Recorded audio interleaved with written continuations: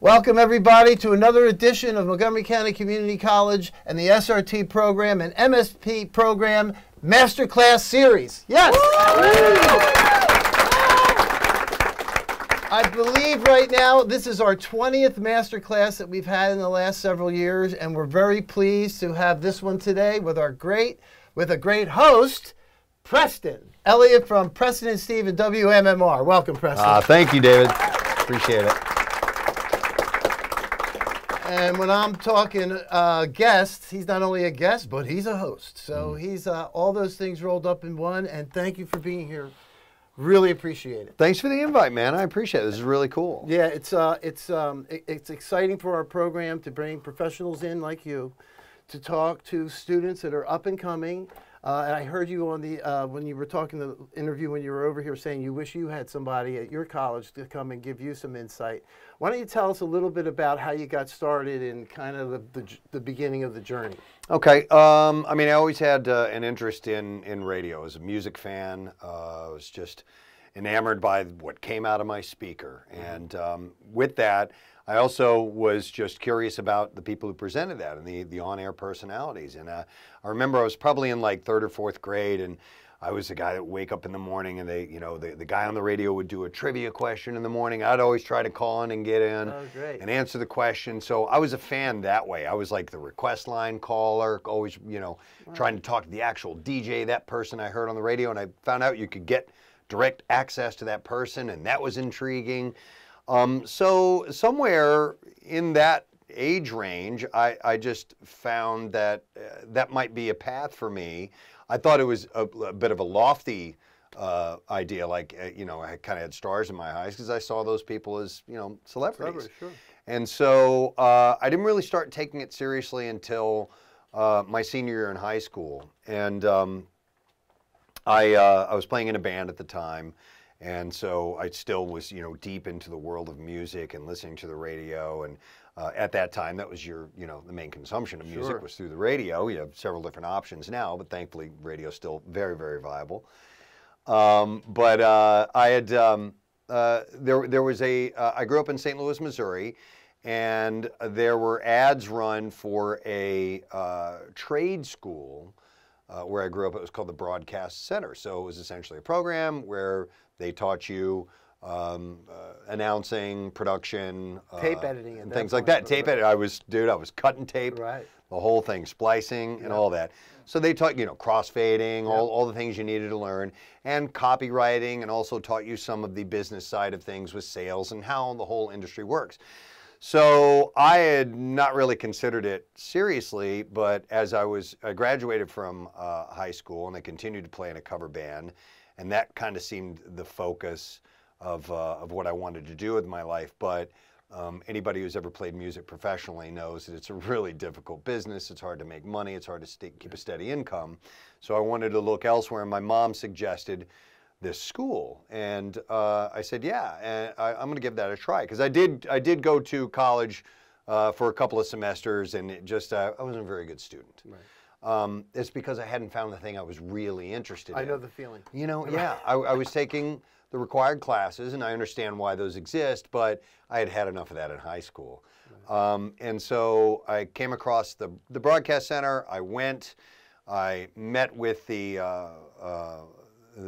intro, professors, for lack of a better term, or the people that introduce you to the program. And I just slid right into it, and I found my spot. Yeah. And things like that used to really give me anxiety before, like homework and projects and tests, like that stuff, I couldn't wait to do them in this particular industry. So I took to it very, very quickly, and I was excited. I wanted to be there. I found myself wanting to go there even when I didn't have to go there, just to work on equipment, on things like, a great mixing board and mess with tape and stuff like that. And so it was very easy to slide into that. And so that's what got me started. What was your first job? Like a first, not intern, but what was your first, like, hey, we're going to pay you, even if it's $5 an hour? Like, what first paid job was, it actually went through an internship program, which I will tell you now to anyone listening that is interested in getting into this field, is you have to explore the intern programs. You absolutely have to do that. It gets you mixing in with other industry professionals. It gets you in front of people like program directors and decision makers who can maybe see that you're a, you kind of stand out and we should keep an eye on this person and maybe we should look to hire them when a position becomes available. Because one of the truths about my business is that jobs, a lot of times they don't come along very often. Right. Although it can be a very transient business where you end up having to move around. Sometimes if you get into a place, you end up staying, you can stay there for a long time, or positions just don't open up that often. So you have to be at the right place at the right time sometimes. And let's talk about that real quick, because we have a lot of intern, we talk about being an intern, and I talk often about how to be as professional as you can when you walk in as an intern. Mm-hmm. How important is that, to be like the one that is on time, the one that does have all the things filled out properly, as opposed to the ones who just kind of come in? It's crucial. Right. It's absolutely crucial, because they, meaning management or whoever happens to be in a position to maybe recommend you to management, will notice these things without question. They'll also notice if you happen to be calling in sick a lot. They'll notice that if you're not on time. Yeah, if you're not on time, if you're not doing what's asked of you. But what we do notice are people who do that and more, who are proactive too, who come to you with ideas. And also, a thing you have to learn is to not be intrusive as well. You have to kind of pull back and wait for your moment.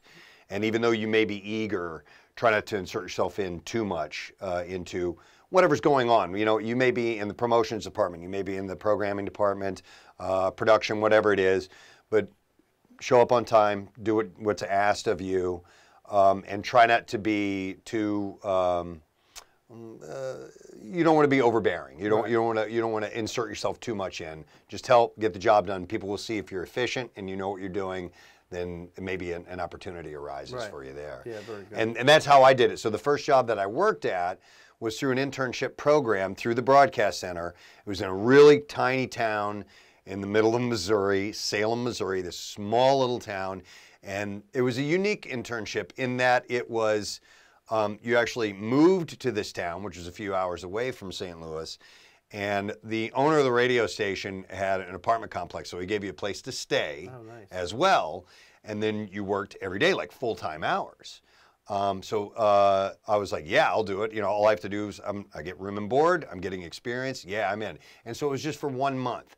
So I went there, I stayed, I did it for a month, and they actually gave us, so like I said, it's a small town, so you have to keep this in mind. They gave us our own nighttime slot where we could get on and do real radio. I mean, real broadcast radio. That's the thing everybody goes for. Besides the morning, it's the evening then, right?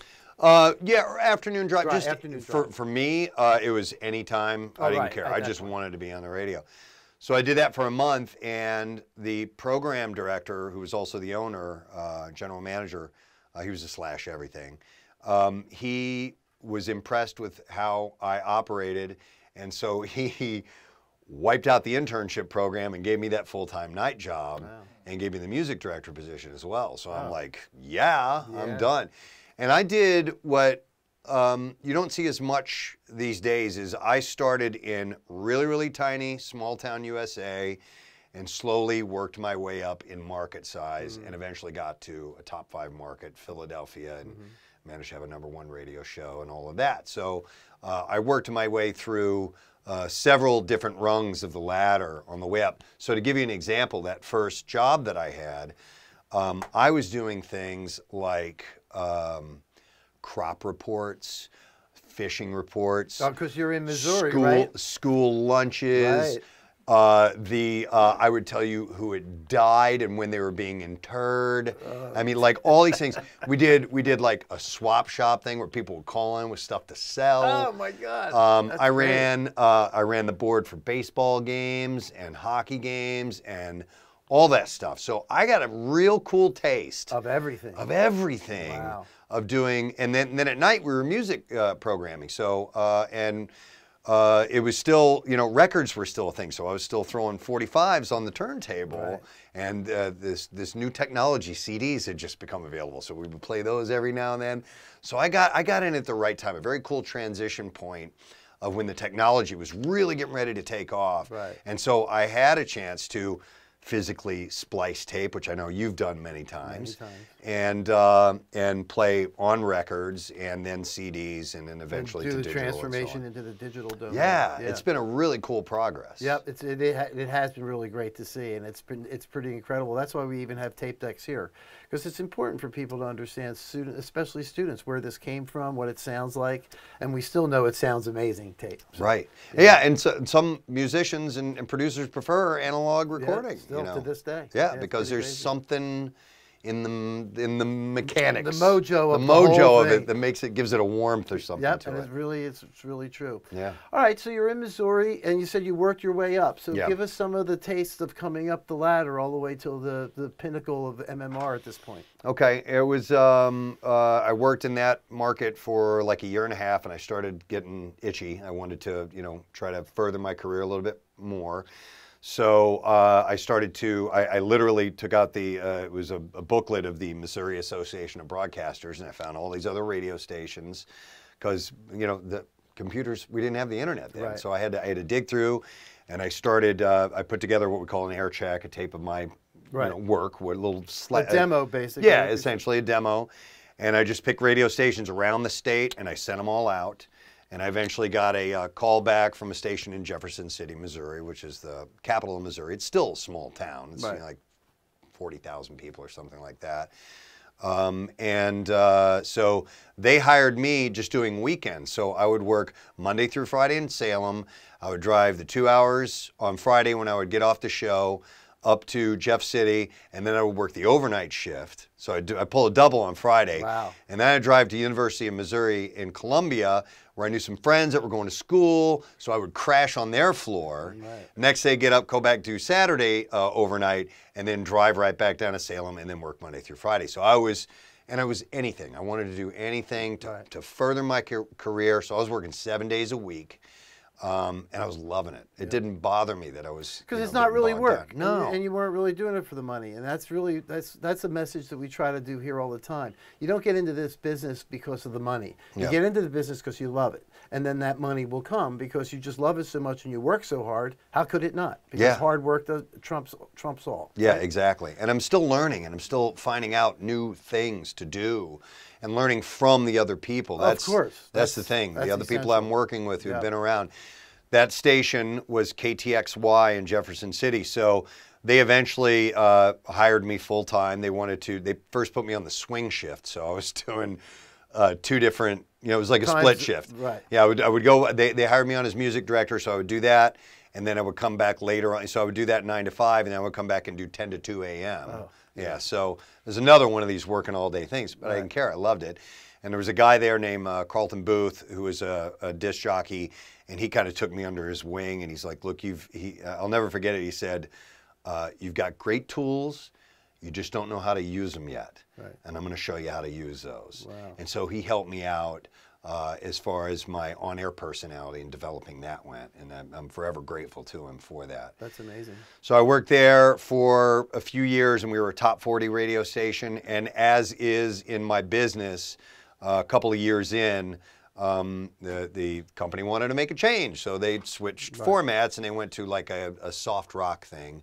I didn't fit into that, so they let me go, and that's the nature of the broadcast industry. Sometimes we're making a change, and guess what? You're out. Sorry. It has nothing to do with you at all, even. Yeah. Sometimes if the music changes, they want different people to create Yep. the different music, right? Yeah. So then what happened? So then I had, and this is another reason why, you know, making connections is so key. There was a program director in St. Louis, and I had met him at, it was like an artist junket. So at the time there was a gal named Patty Smythe. She sang for the band Scandal. And anyway, she was doing a solo career, and so they invited, you know, disc jockeys and music directors and stuff like that to come and have a dinner and meet her, and I did. So I went there, and I also met this other guy who was a program director in St. Louis, and I never forgot that. So when I was out of work, I called him up and he's like, we're looking for part-time people. Why don't you send me over your demo? Bop, sent it over. Part-time. That lasted for a couple months and then he hired me full-time. And where was that? That was in St. Louis. St. Louis. Okay. Yeah, so I went from Salem to Jefferson City to St. Louis. And I worked there and I've worked every every shift on the clock. You know, I've done overnights, that split shift late night thing. I did nights. I did mornings for a minute, and I was like, I will never do that again. Screw that. Right.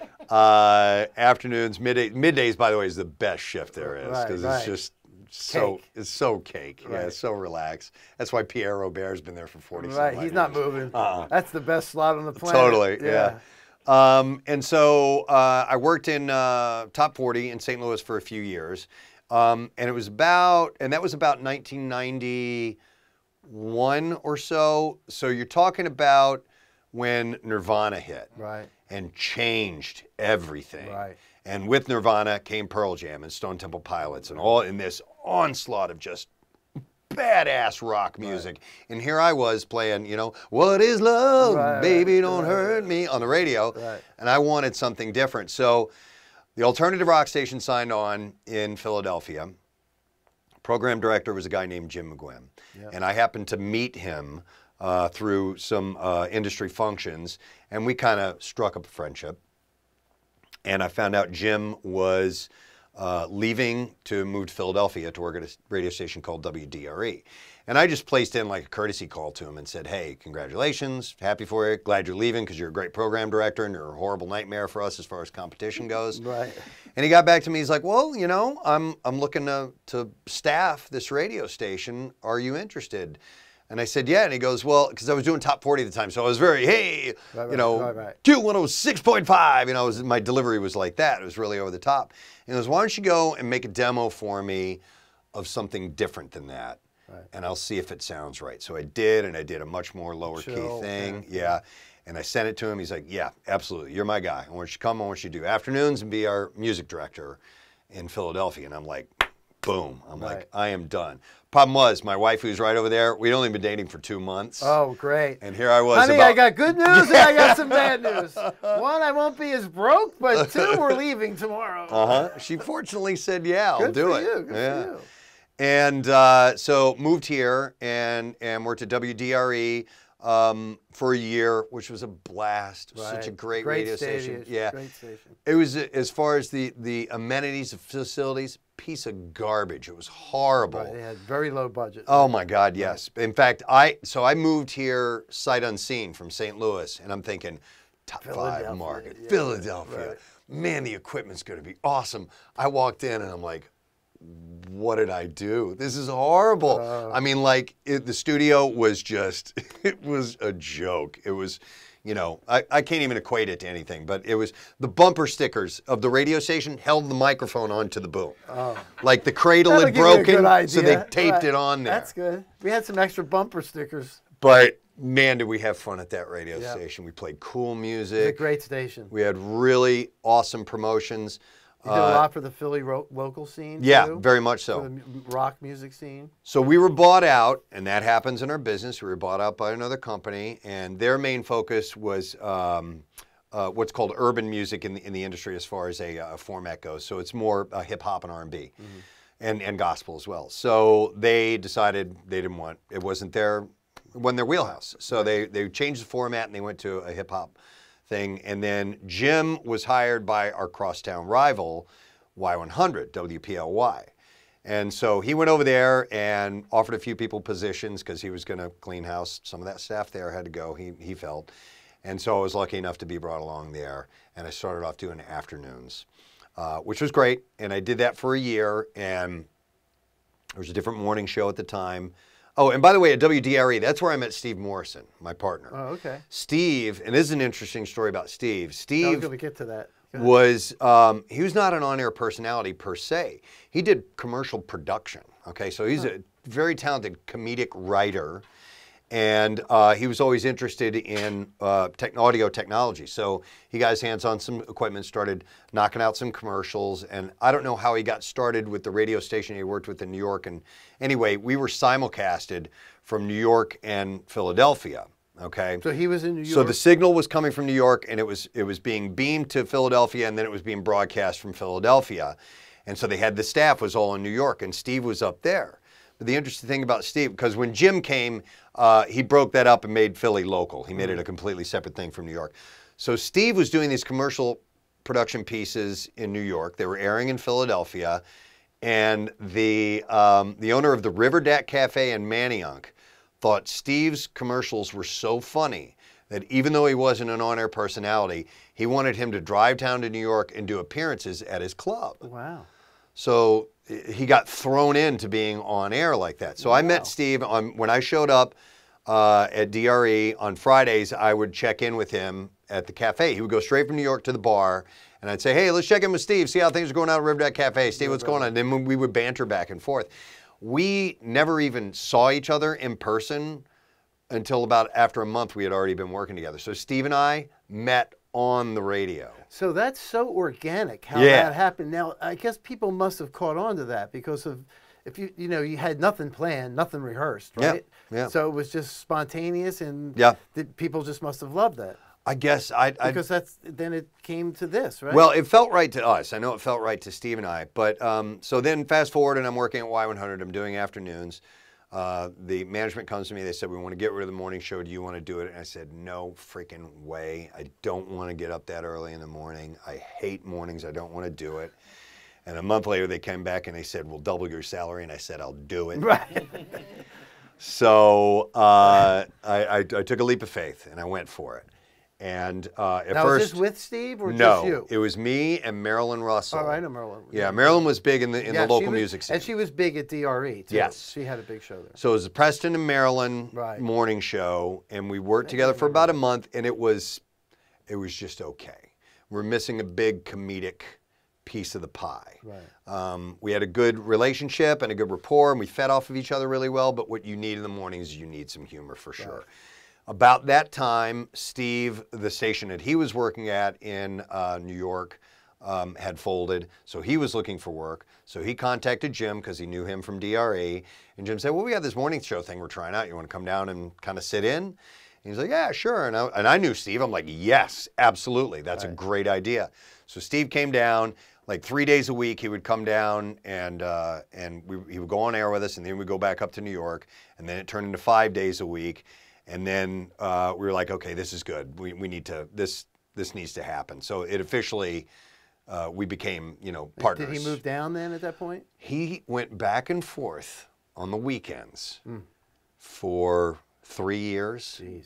Before he decided that it was worth it, that this was legit. Because his wife had family in New York. Yeah, and it's a weird business, too. Yeah. Like, the next day, it could be like, we love you, and then the next day, it's sold. So you never really know. I see. Yeah, I've gotten lucky. I've only had to move like 3 or 4 times. I know people who have had to move a dozen times. I'm sure. And it can be that way. And the same thing with television, too. Yeah. Absolutely. Especially if you're doing news anchoring and things like that. You can bop around from market to market. So that's how we came to be. Marilyn left the show amicably. She wanted to spend more time with her son, who was probably 9, 10 years old at the time, and she felt she was missing out on some important time. So we were sad to see her go, but we understood, and she went her way, and then it became the Preston and Steve Show, and it's been that way. And we've been together. I think we're in our 25th year of a morning show together. Unbelievable. Yeah. Unbelievable. I always wonder. 25 years for anything is a long time. So how do you keep it fresh? Like, how do you, because I hear you guys in the morning, it's like crazy. I've been on your show several times. It's like a great vibe.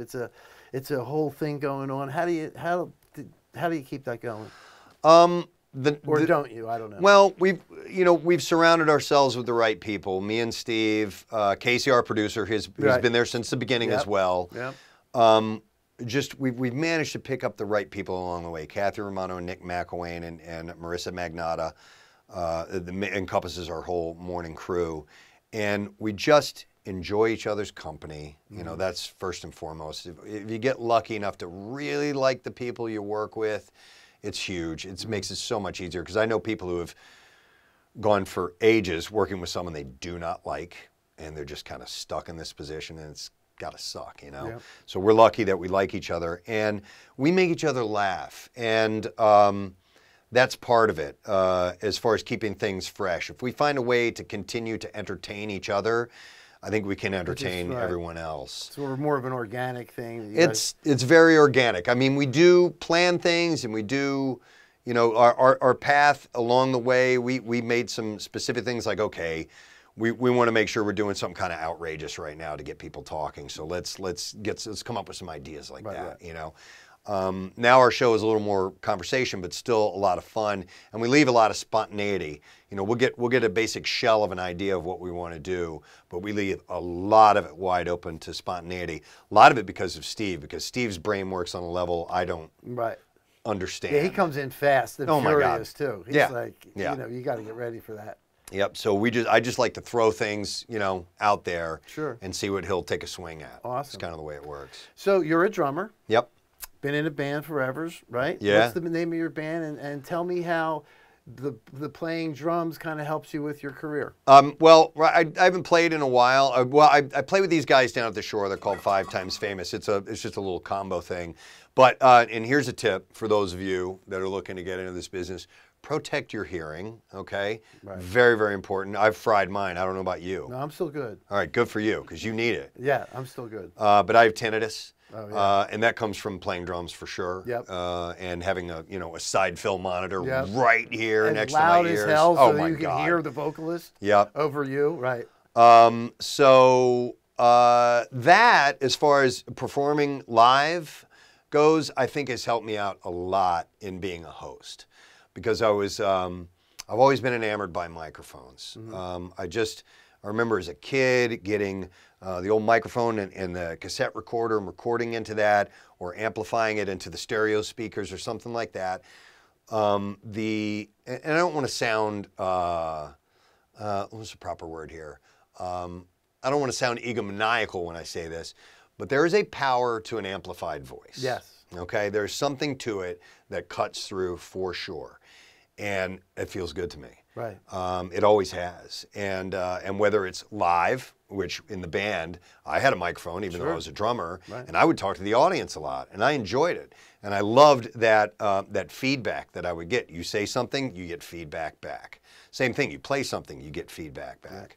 That was always just really tangible to me. It was just like, yes, that's a call and response, and I like that a lot.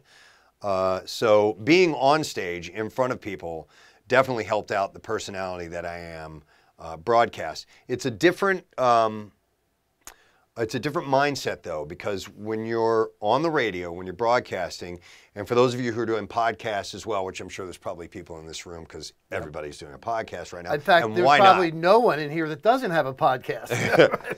One of the tips I'll give you, and it's old school radio, and I love this, is when you are speaking in that microphone, and you may have a guest on or you're talking with somebody else, but keep in mind about who is listening. And keep in mind that usually that person listening is one person by themselves listening. And if you can address that person as a single person, not, hey, all you out there and everybody listening and phrases like that, it's like, hey, how are you doing today? I'm glad that you are here right now. Right. I'm happy to be hanging out with you today, and I'm glad that you chose. And I'm using words like you. Interesting. Instead of they, them, or you all, or everyone, or something like that, because it makes a connection. Yeah. It makes an immediate connection to that individual who is listening, either in their car or on their headphones. Rarely do a group of people sit around and listen to a podcast, a radio show, or something like that. So keep in mind that one person. An old trick that they taught us was to have a photograph of somebody you know on the console. Awesome. And sometimes look at that picture and just think of them as if you are talking to them. And I do it to this day. That's a great tip. I'll come out of a song, like if I'm playing Somebody Love from Queen, I know if you were listening in your car by yourself that you were singing to that song just now. So I'll come out of that song and I'm like, you sounded great. Thanks for singing along to that song. It was awesome. I was too. Yeah. Look at us in perfect harmony here. This is great, man. 93.3 WMMR, stuff like that, because it makes this connection, you know? Absolutely, and that's what it's all about, music making a connection. Yeah. It was said by a very famous guy by the name of Quincy Jones, if you want to make God laugh, tell him your plans. So what's the future hold for you? I know the MMR is great. Any other side adventures or thoughts? Or No, you know what? I've been content where I am for a long time as far as my career goes. And, you know, a number of people have asked, well, you know, why haven't you guys ever syndicated or try to expand your footprint or something along those lines? And we've always been really just happy doing what we do for Philadelphia. Mm-hmm.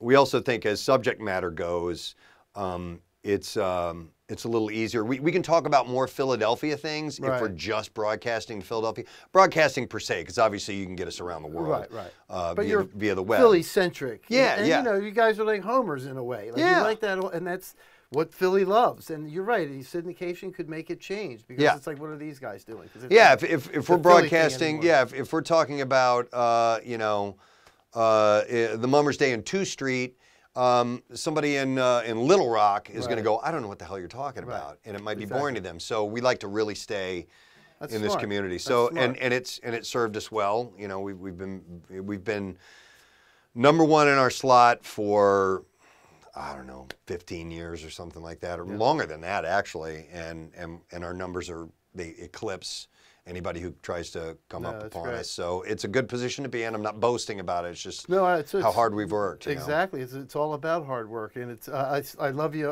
at 8 o'clock on the Good Day Philly. Yeah. That's great too. Oh, thanks. Little clip, because that's good, and it breaks that show up too. Yeah. You know, it's like good bringing you guys in. We've been doing that for 10 years on Fox 29. That's awesome. Which is pretty cool. But I really just keep doing what we're doing until we're done doing it. No, that's kind of I have no grand plan outside of that, unfortunately. Awesome. But and when retirement comes along though, if I do find myself itching to do something, I might go back to how you and I met, and that was doing voiceovers. Yeah. And I did that quite a bit. I did it for a long time. But the hours got to be, it was too much outside of work. And once we started having kids, it was difficult to get done with my shift and then go over to your studio or, you know, Center City Film and Video or wherever I may be going and spend 3 or 4 more hours there, you know, recording TV show voiceovers and stuff. But I loved that side. I think that's a lot of fun. And that is a lot of fun too. Yeah. You know, because you get your own interpretation of the script, and you put your own edge into it, which is why they hire you, because of it's a great thing. Yeah. All right. Well, I've been asking enough questions, so I'm going to open it up to our students. I'm hoping this is on. Is this? Are we good with this? The wireless handy. Wireless handy. Check, check, check. Let's see if we have it here. Okay. Audience check. Let's see if we get a little level here. There we go. Good. Good thing I know how to do this. Check, check, check, check. There we go. All right. So questions. Come on. We got to have some questions. Lance, here you go, buddy. Thanks. What's going on? How are you? Nice to meet you. Lance DeSantis. I don't know. I'm from the area. What are you studying? SRT, sound recording, music technology. So I'm really into music as well. My whole life I've been, you know, music is like one thing that I felt always connected me with other people and family and all that kind of stuff. Yeah. So my question is, when you're on the air, how do you connect? How do you play music that connects to other people? So I have a radio show here, and yesterday I was playing a song, and it was a 12-minute Rush song. And I was just kind of like, well, I don't know if people really want to hear this, but I know. Xanadu? Yeah. I knew it. Yeah, so I was like, you know, I'll play this because I want to hear it. But, you know, how much do you take in consideration of other people as well as what you want to hear, too? So it's, you know, good dichotomy. That's a really good question. It's fortunately a decision that I don't have to make anymore. The thing about our industry is there's a programming department who handles what music you're going to play. So they, and I'll give you their perspective, because programming might be something you might want to go into as well. So there's a lot of factors that come into that. And I found out that I wasn't very good at music programming, because a lot of times, just because it's something that I personally liked, didn't necessarily translate to what the masses want to hear. Right. And after all, when you're talking about commercial radio, you need people. You need the masses. You're selling advertising. The more people you have listening, the more successful you can be at selling advertising. So there's several factors that programmers will use in deciding what goes on the playlist. And every slot on the playlist is like, there are hundreds of people trying to get on that playlist. So you got to make the right decision. You have to make the right choices. And there's music, there's record companies and everybody that's trying to throw their stuff at you. Part of it is a texture feel. Does it feel right with what the other songs that you're programming in whatever your music feature is? Does it gel right with that? And then once you get to the level of commercial radio, there's actually researching that's done. There's call-out researching where they'll actually play clips for people. They'll ask for their feedback, and it's kind of a guide that you can use. There's also record sales. How are things selling? And now you can look at things like streaming and seeing what is streaming really well and what is popular. Just from their analytics alone. Yes. Right? Yeah, exactly. Right. So that's another way to look at it too. They still do focus groups and that kind of thing? I know Yeah. you said about people, but that used to happen for a while there, right? Focus Yeah, that's like once a year. They'll do a big, and that's to go through like some of your older songs in the library that have been sticking around for a long, long time. They'll get a group of people and they'll play them clips of songs, like, you know, a few hundred songs. They're going to be there for hours doing this, and they have to rank them. And then you get a basic idea. And it's not necessarily, you know, like verse Bible. You're not going to go by it 100%, but it's a guide. Yeah, one more key. Yeah. And there are people who just have a great ear, and they just know it too. Like my old program director, Jim McGuinn, who, by the way, is programming with XPN now. He moved away to Minneapolis for several years, but he just moved back this year. And some people just have this, they have this knack for knowing what the right songs are, what sounds right, what feels right. And those people make a lot of money in our industry. Some of them end up in artist and repertoire. You've heard of an A&R person. They have the golden ear. They can pick the hits. So it's a tough question to answer, but there's research, there's looking at trends, there's the texture aspect that I said, and try to be able to step outside of just what you like, just what, you know, just my favorite songs, because that is cool.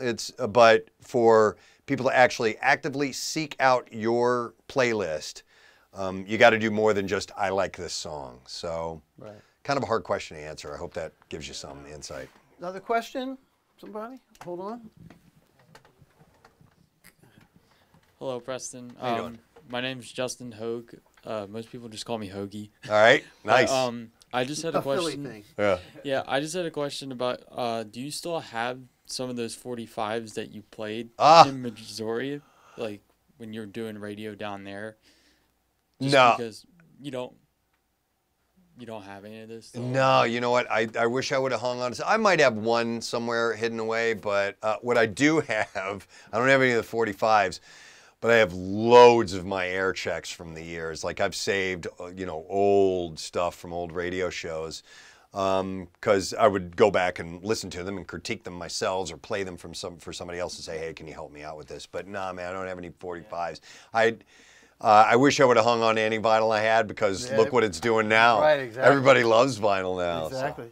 So. Like You starting to collect? Well, I have a collection. It's like 1,500, and most of it actually I bought from Steve's accountant. Oh. And he sold me most of his collection, so I was just wondering if you had any of your own. No, I don't. That's cool. You know Steve's accountant? Yeah, well, my mother used to work with his son. Oh, no kidding. Small world. No kidding. It's always a small world. I have a real quick question before we keep moving on. Like, you know, as a guitar player, Jimi Hendrix is the one for me, or Eric Clapton. Any radio personalities that you kind of aspired towards, or besides the one person who really helped you in the beginning? Charlie, or Carlton. I mean, it was the people I grew up listening to the radio when I was a teenager. Right. There was a guy named Rich Dalton in St. Louis, and a guy named Mark Close. I actually, when we won this past year, or it was year before last, we were inducted into the National Radio Hall of Fame. And so once I achieved that, which I never, ever would have thought that in my future, I tracked down and found Rich Dalton, the guy that I used to listen to. Oh, great. And I got a hold of him, and I thanked him personally for being kind of my, being my guide of sorts. Yeah, my mentor. And so, You know, I mean, yeah, nobody, any of you guys would know. I mean, Yeah. you have giant names in the industry like Howard Stern and so on, but I didn't grow up with You were Stern. before all that. I was in the Midwest, Yeah. and Stern didn't exist out there. Yeah, I don't have any radio personalities. I mean, when I moved here, I loved listening to Pierre. We were competitors for the longest time, but you know, I really just dug his style. Yeah. He's got the most chill style. Oh man. Like, it's crazy. All right, who else? Come on. Some more questions? Okay. Two-part question. Yes. So you mentioned loving radio. You mentioned loving microphones. At what age do you realize you have a great voice, and did you take any kind of coaching or training? All right. I started to realize that I had a resonant voice by the time I was in high school. I was, you know, like 18 or so, and I started to kind of. I used to tell people that I learned radio, or I learned how to be an announcer from the old Ginsu knife commercials that were on TV. Because they were so over the top, they were ridiculous. And as a kid, I would be like, you know, in Japan, the hand can split wood like a knife. But ever try it on a tomato? You need the new Ginsu knives. And I used to just mimic those. Right. And oddly enough, it started to give me this announcer delivery, and so I kind of knew how to do it. That's so funny. And then once I got to the broadcasting school, that's where they started to show me the ropes and how to use inflection and things along those lines, and use your diaphragm and project from here, you know, and stuff like that. Yeah. Okay, who's next? Here we go. Say your name, please. Hey, Preston, I'm Billy. Nice to meet you, Billy.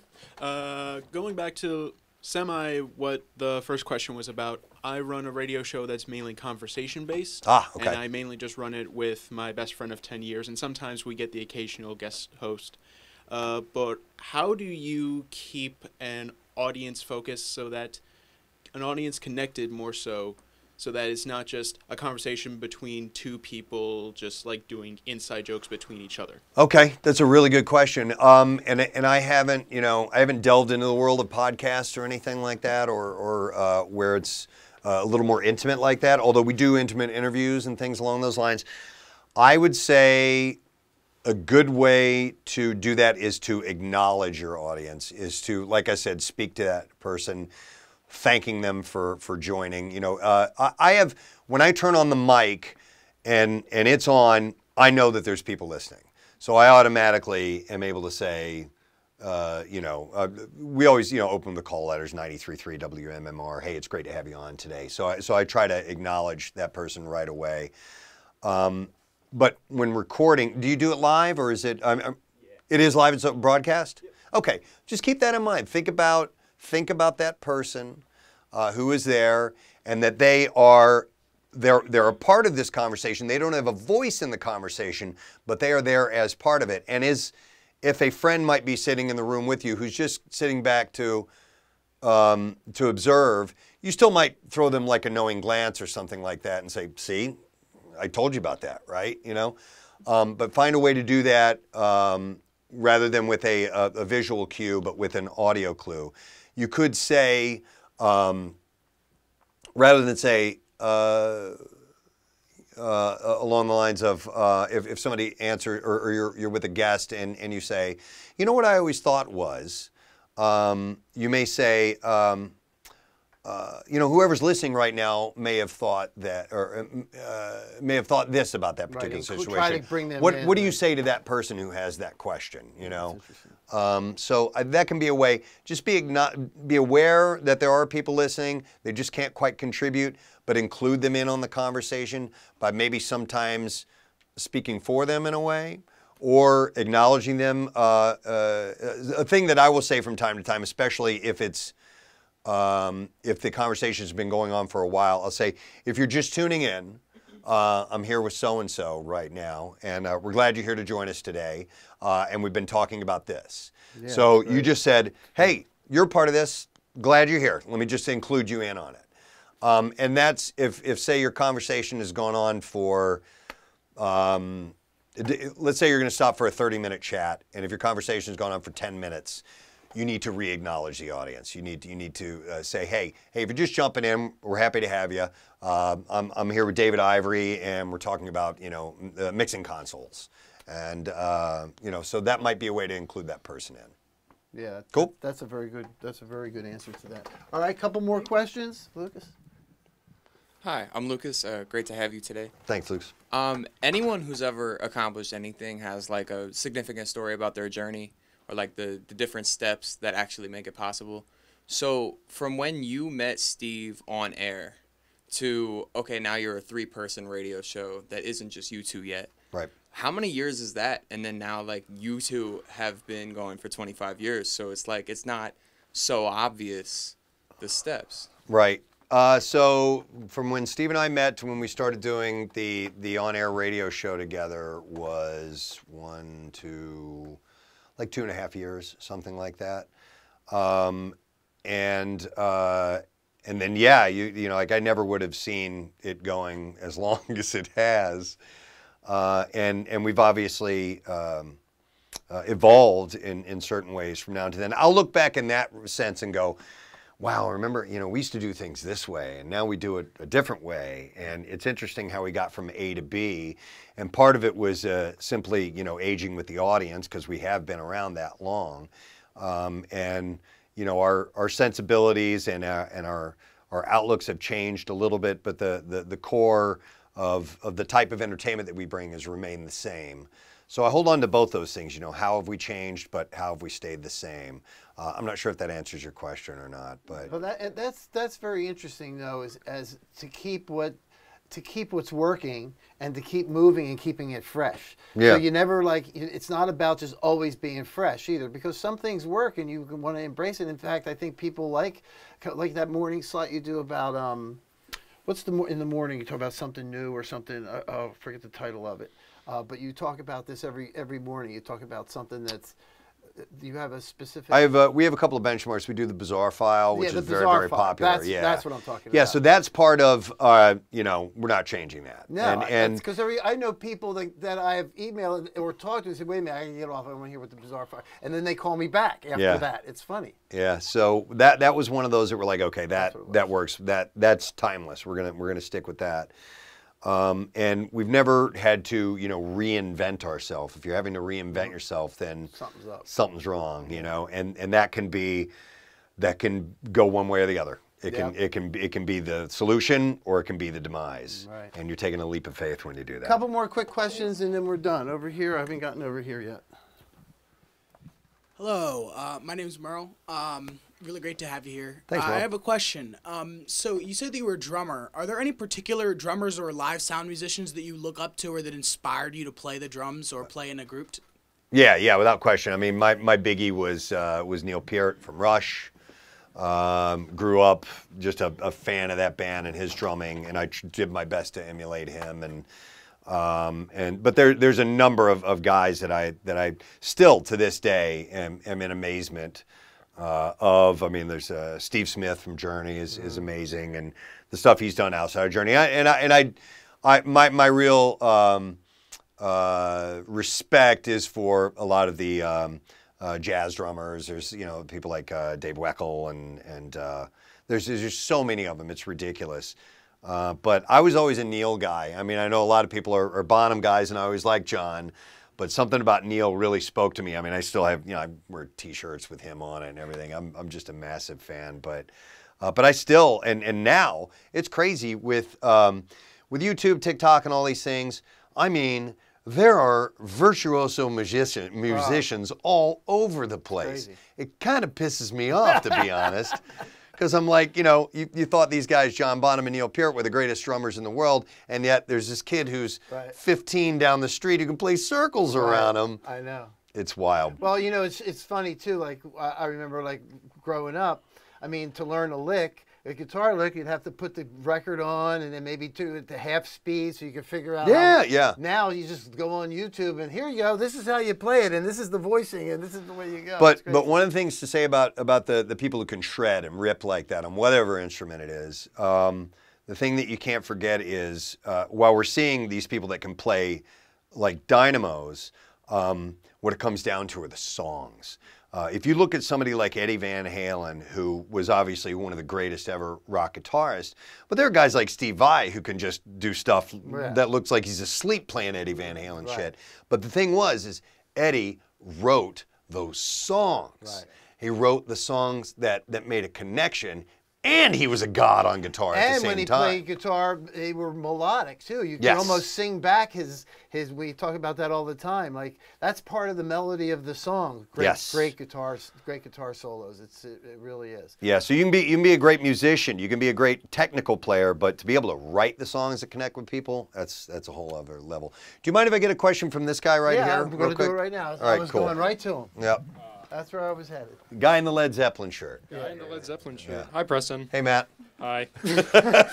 I was just wondering, since I do a radio station here, I do one of those shows. Yep. I was just wondering, what would be like a good start after, like, to get somewhere else in the sense of a good start?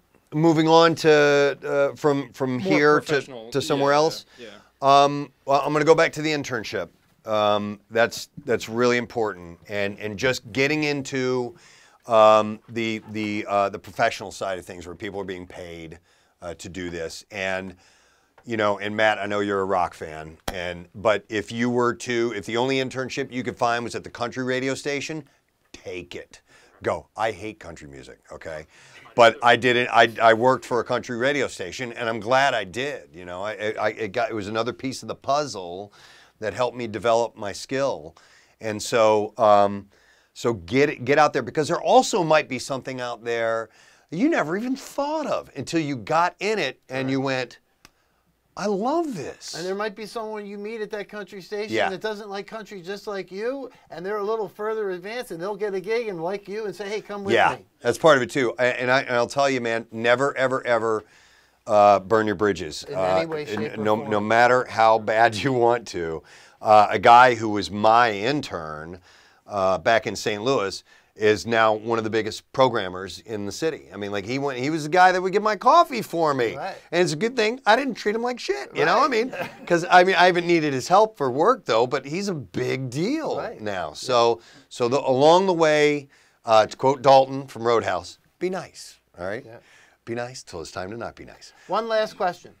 Yes, sir. Hi, Preston. I'm Xavier. Nice to meet you. To feed off of what Lucas asked earlier, was there ever a point, like within your journey to get to where you are now, where there was just like kind of like, for lack of better terms, like a rock bottom or like just a point of uncertainty, and what helped you get through that? Okay. Losing a couple of jobs definitely felt like rock bottom, because at the time, I didn't have monetary fallback. Like I only had a certain amount of month's rent left, and I need to find work now, and that's all there is to it. So that's a very uncomfortable place to be in. And as I mentioned at the top, sometimes jobs just aren't there, or if they are, you may have to go somewhere you don't want to go to work. So that always felt like, I never had a rock bottom, but that felt close to me, because I felt scared. I wasn't sure what was going to happen. But what I did is I leaned back on the connections and contacts that I had made up to that point. And therefore, I was nice to everybody. And so I could go back and kind of start this kind of phone tree thing where I get the word out that, hey, how you doing? I'm out of work. If you know anybody who can help me out, please let me know, and kind of start to spread out that way. And fortunately, things worked out for me. So to preemptively prepare yourself for rock bottom, just try to make good connections, try to foster relationships, even if it's if you don't know, if it's not going to go anywhere, a little reach out, hey, how you doing? Just even if it's at a time when you don't need anything, and you've met somebody years ago and they just came to mind, reach out to them maybe through DM or something, say, hey, what's going on? Things are still good, just want to check in. You might need that person's help down the road. They might need your help down the road. So making these connections and being smart along the way, as far as not crossing a line that you can't come back from, as in losing your temper or something like that. So We say it all the time. In every one of these businesses, in every business, to be quite honest, whether it's flower arrangements all the way to what we're doing, The networking is essential, and it's key to making things happen. I wouldn't know him if if we weren't networked 10, 12, 15 years ago with that. And then these are the kind of things that, hey, we don't work together all the time, but hey, Preston, I would love you to, yeah, sure. It's because of the relationships that you build throughout your career is everything to your success, tied hand in hand with your hard work. Those two things are tied hand in hand. Hard work and your relationship. Yeah. And by the way, do you guys know how awesome David Ivory is? Ah, come on. That you have him here. Come on. It's a privilege. Hey, listen, I want to thank everybody. I want to thank you personally. You're a great dude. Thanks, buddy. I appreciate it. All right, here's the end of another. Oh, one more from his wife, we got to say. No, so something that we learned very early on together is 6 months of savings of your salary, because it may take that long to find a job. So early on, we had to save and save and save until we built that nest egg up. Because if he was out of work, holy crap, what are we going to do? We've got kids now. Yeah. And it's not as easy to scrimp by when you have diapers and formula and stuff to buy. So creating that nest egg early on is huge. And having a great woman with you. There you go, your partner. That's right. Yep. All right, thank you very much, everybody. This is the conclusion of another masterclass. I want to thank Preston for being our guest today, and thank you.